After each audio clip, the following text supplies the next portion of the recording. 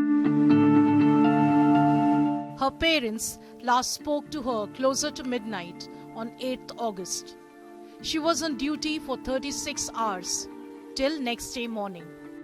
She had a chat and told her parents that she was going to have dinner with her friends soon in the emergency building of the hospital, and then she would catch a wink before being on her feet to treat patients. Next day morning, her parents received an anonymous call. Parents rushed to the hospital, but they were not allowed to see her remains. Her friends and batchmate doctors refused her story to be buried. RG Kaur Hospital erupted in fury and doctors protested.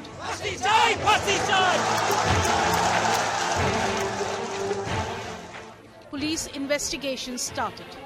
Within hours, Kolkata police arrested a civic volunteer, identified as Sanjay Roy.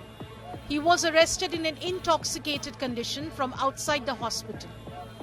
Later, during interrogation, he admitted to his crime. We are following a very, very transparent investigation here, and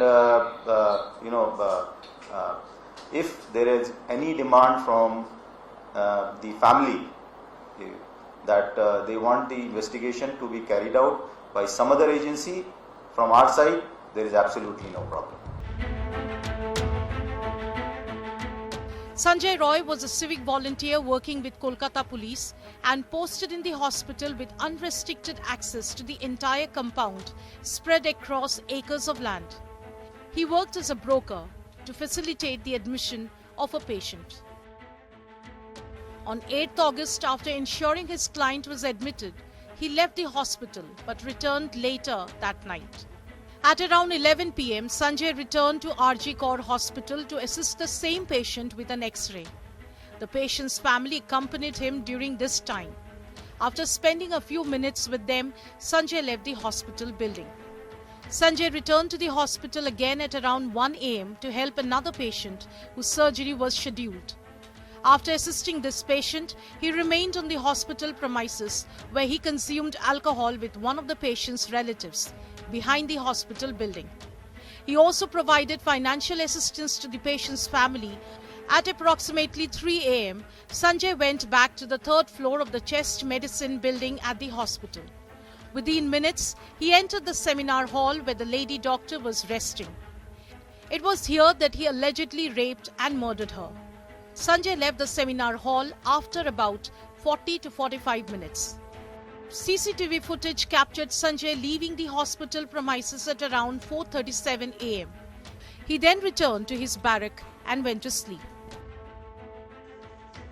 The Chief Minister of nearly 13 years of West Bengal claimed that the rapists have been nabbed and proper investigation and prosecution will take place. But the doctors and Kolkata were not happy.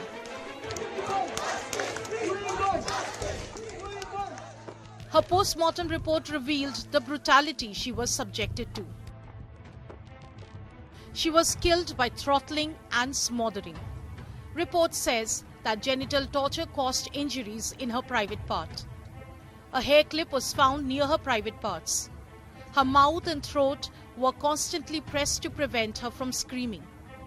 There were severe wounds on her stomach, legs, lips, and neck. There was severe bleeding from her eyes and mouth. The autopsy report mentions deep nail marks on her body and presence of a broken spectacle. Doctors who accessed her post-mortem report raised questions.